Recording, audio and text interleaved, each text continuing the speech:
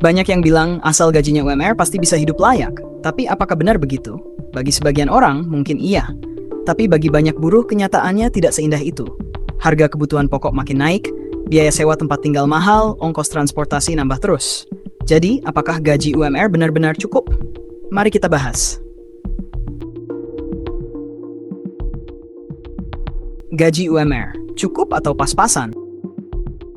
Setiap tahun, pemerintah menetapkan upah minimum regional (UMR) sebagai patokan gaji terendah yang harus dibayar oleh perusahaan kepada pekerjanya. Misalnya, di Jakarta tahun 2024, UMR ditetapkan sebesar 5 juta rupiah. Kedengarannya besar kan? Tapi coba kita hitung pengeluaran bulanan untuk pekerja lajang di kota besar seperti Jakarta. Sewa kos atau kontrakan, mulai dari 1.500.000 sampai 2 juta rupiah per bulan. Transportasi, naik motor sendiri, atau transportasi umum, sekitar 600.000 rupiah sampai 1 juta rupiah per bulan. Makan 3 kali sehari, kalau masak sendiri mungkin sekitar 1.800.000 sampai 2.500.000 rupiah per bulan.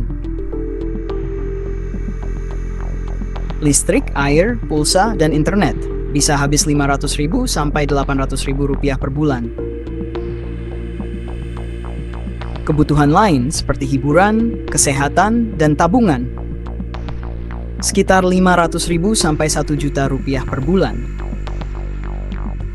Kalau di total, pengeluaran bulanan bisa mencapai 4.900.000 sampai 7.800.000 rupiah. Padahal gaji UMR di Jakarta hanya 5 juta rupiah. Itu pun belum dipotong BPJS dan pajak. Jadi masih bisa dibilang cukup. What the fuck? Kenapa gaji UMR selalu terasa kurang? Ada beberapa alasan kenapa gaji UMR sering terasa kurang bagi buruh. Harga barang naik, gaji naik tipis. Setiap tahun, harga bahan pokok naik. Beras, minyak, daging, telur, listrik, air, semua naik. Tapi kenaikan UMR seringkali nggak sebanding dengan kenaikan harga-harga tersebut. Biaya hidup di kota besar lebih mahal. Gaji UMR di Jakarta memang lebih besar dibanding daerah lain, tapi biaya hidupnya juga lebih tinggi. Sewa kos, transportasi, makanan, semua lebih mahal dibanding kota-kota kecil. Tidak ada ruang untuk menabung. Buruh yang hanya mengandalkan gaji UMR seringkali kesulitan menabung. Semua gaji habis untuk kebutuhan sehari-hari. Akhirnya, kalau ada keperluan mendadak seperti sakit atau butuh uang tambahan, banyak yang akhirnya terpaksa pinjam uang ke pinjol atau hutang ke teman. Buruh dengan tanggungan keluarga lebih berat. Bagi yang sudah berkeluarga, biaya hidup tentu lebih tinggi. Harus membayar biaya sekolah anak, kebutuhan rumah tangga, hingga biaya kesehatan. Dengan gaji UMR, hidup hanya cukup untuk bertahan, bukan untuk berkembang. 3. Bagaimana cara bertahan dengan gaji UMR? Banyak buruh akhirnya harus mencari cara agar bisa bertahan hidup meskipun gaji pas-pasan. Beberapa solusi yang sering dilakukan adalah cari side job atau penghasilan tambahan. Banyak buruh yang akhirnya bekerja sampingan. Ada yang jualan online, jadi ojek online setelah pulang kerja, atau mencari kerja freelance. Hidup lebih hemat. Memilih tempat tinggal yang lebih murah meskipun agak jauh dari tempat kerja. Masak sendiri agar lebih hemat dibanding makan di luar. Mengurangi pengeluaran yang tidak penting seperti nongkrong atau belanja impulsif. Mengatur keuangan dengan lebih baik. Meskipun sulit, penting untuk mulai menabung meskipun sedikit. Selain itu, menghindari utang konsumtif seperti pinjaman online juga bisa membantu agar kondisi finansial tidak semakin buruk.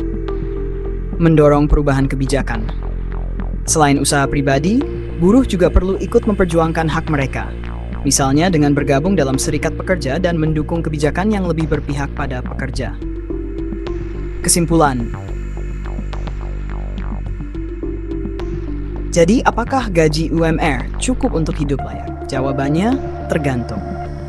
Kalau masih lajang, tinggal di tempat yang murah dan hidup hemat, mungkin masih bisa bertahan. Tapi bagi banyak buruh, terutama yang sudah berkeluarga, realitanya jauh dari cukup. Kebutuhan pokok terus naik, biaya hidup makin mahal, tapi kenaikan gaji nggak pernah sebanding. Akhirnya, banyak pekerja harus cari side job, hidup super hemat, atau bahkan terpaksa berhutang hanya untuk bisa bertahan. Apakah ini adil? Tentu tidak. Karena pada akhirnya, kesejahteraan buruh bukan cuma tanggung jawab individu, tapi juga tanggung jawab pemerintah dan perusahaan.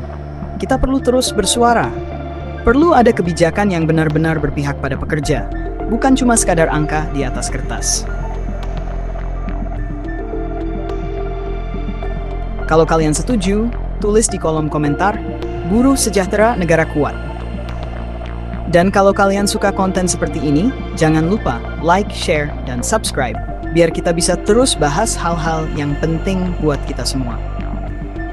Terima kasih sudah nonton, sampai ketemu di video selanjutnya.